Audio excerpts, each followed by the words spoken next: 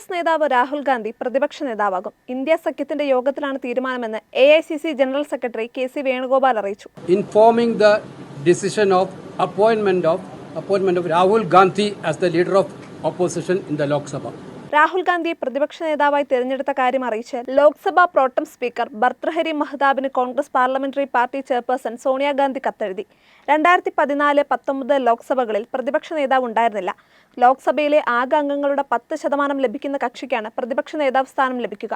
കോൺഗ്രസിന് 2014-ൽ 44-ഉം 2019-ൽ 52-ഉം സീറ്റാണ് ലഭിച്ചത്. ഇത്തവണ കോൺഗ്രസിന് 100 അംഗങ്ങളുണ്ട്. ഇത്തവണ റായ്ബറേലി, വയനാട് മണ്ഡലങ്ങളിൽ നിന്ന് തെരഞ്ഞെടുക്കപ്പെട്ട രാഹുൽ ഗാന്ധി റായ്ബറേലി നിലനിർത്തി. 5ാം തവണയാണ് രാഹുൽ ലോക്സഭാംഗമായത്. 2004-ൽ അമേഠിയിൽ നിന്ന് ആദ്യമായി ലോക്സഭാംഗമായ രാഹുൽ 2009-ലും 2014-ലും അമേഠിയിൽ വിജയം ആവർത്തിച്ചു. 2019-ൽ അമേഠിയിലും വയനാട്ടിലും മത്സരിച്ച രാഹുൽ അമേഠിയിൽ തോറ്റു.